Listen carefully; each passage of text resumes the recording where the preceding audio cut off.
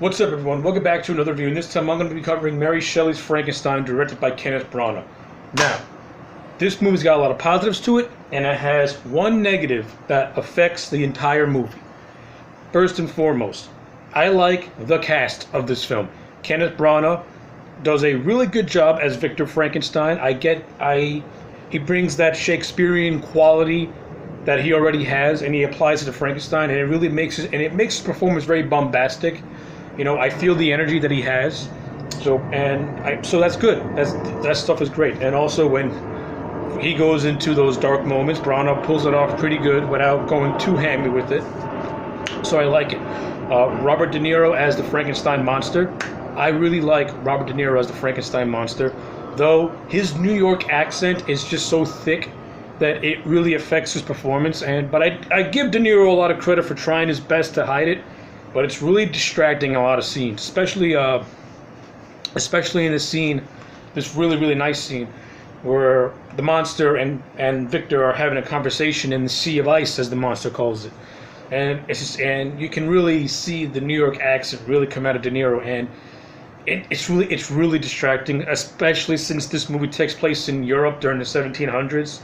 It's distracting to listen to, but De Niro as a performer does an incredible job. I like the emotional, I like the gravitas he brings the monster. You know what I'm saying?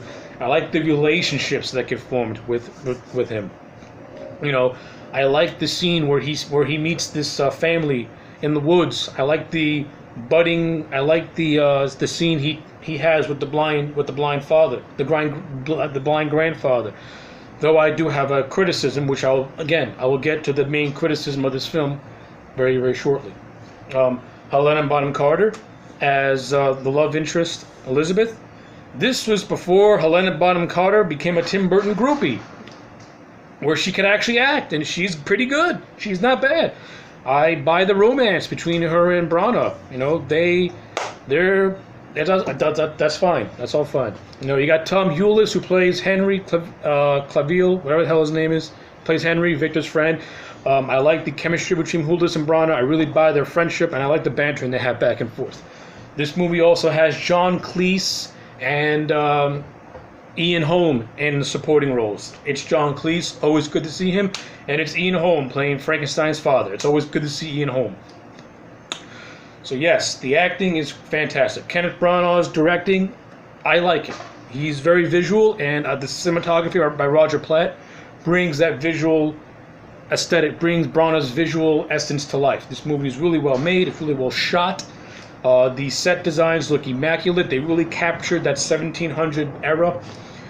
No, the practical effects in this movie are well done. The overall look of the creature is actually pretty cool too, with the misshapen, stitched up face, and how he was brought to life by various different body parts, as the Frankenstein monster usually is.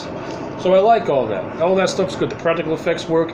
The production design is immaculate. I love the Gothic architecture. I even like the story too. I like how the story is constructed as well. I thought it was really well laid out. Frank Darabont co-wrote this movie with Steph Lady, and they did a good script. Really good script. I liked it a lot. So yeah, you're thinking, you know, wow, you have a lot of things. You said a lot of good things. What's the main criticism you got? Well, I'm glad you asked. The main criticism I got about this movie is that its pacing is all over the place. This is the worst paced movie I have seen, and I've seen a lot of movies that are bad paced. This movie is really badly paced. This movie goes by in such a frantic way that you have no time to absorb anything. This movie glosses over the major points of Frankenstein's life up to the creation of the monster. It goes by everything at such a breakneck speed. You literally have no time to process. You don't process his mother's death, because his mother dies, jump cut 3 years later, he's going to school. He goes to school, he meets Dr. Waldman, played by John Cleese. Within 5 minutes of meeting Waldman, he's dead. This movie has no time to build up relationships, and when it does build up relationships, that's when the movie is actually slowing itself down and is actually getting interesting.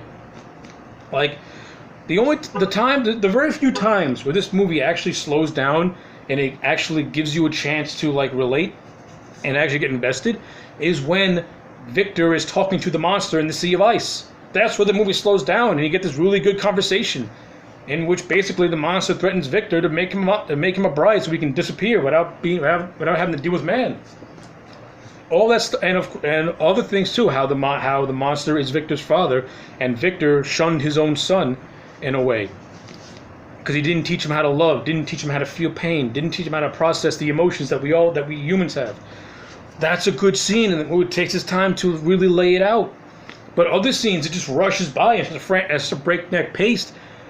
It actually gets really boring because you're trying so hard to keep up with everything that you're just like, oh my god, can you slow down the pacing just for 1 second so I can process everything? You know what I'm saying? Like in the prologue.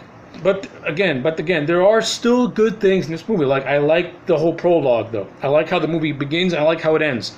With this ship captain whose obsession parallels Victor Frankenstein's obsession. And at the end, he sees Victor dies, and he sees the monster, and he's convinced that if he keeps doing what he's doing, he's going to fall into that same obsession that Victor has and die. So I like the parallel between the ship's captain and Victor. That stuff is pretty good. And of course, the ship captain is played by Aidan Quinn. He has a nice little role. I know I'm jumping all over the place with this review, but that's how this movie is. This movie jumps all over the place. It's a chore to sit through because the pacing is so erratic. I understand how Brana is trying to match Victor Frankenstein's personality as this manic man who's full of ambition. But Jesus, man, there are moments where you gotta calm that shit down, and this movie does not take a break for 1 second. It just throws everything at you, and then it expects you to absorb everything. It's hard. It's really hard. So with all that being said, my final grade for Mary Shelley's Frankenstein is a 7 out of 10. Despite the pacing problem, this movie is really, really good. You know, the acting is really good. The writing is strong. The writing to me is strong, but it could be clunky in a lot of areas, and and it does have a lot of conveniences that you just gotta buy.